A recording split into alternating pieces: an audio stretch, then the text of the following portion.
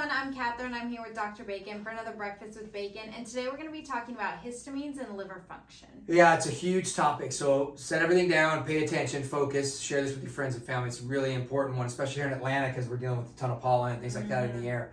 Remember, histamines are traveling through the body, and they're not just used for dealing with things in the air. It's also they're for digestion, there's reproduction. There's a bunch of things that histamines are used for to help with the body. But if you have excess histamines, it means you're very sensitive then to a lot of the things that are in the environment. So what we're going to do is we're going to go over three things. We're going to go over one about liver and liver congestion and kind of how we can support that through nutrition. And then number two, we're going to talk about a little bit about nutritional vitamins that you can add in. And then we'll go back on number three, and it'll be more about kind of the understanding of like what foods are high in histamines and can cause an allergic reaction. So, Catherine, number one.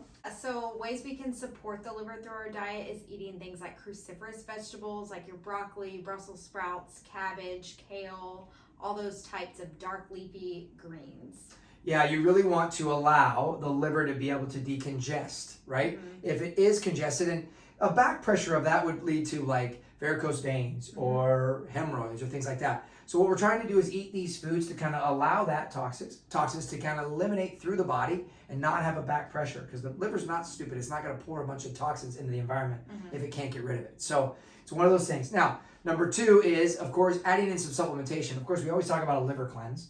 For me right now, we're going to be doing a cleanse here in April.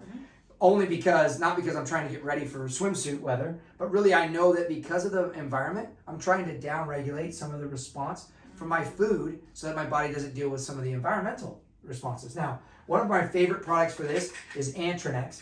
It's literally a product called Yacraton.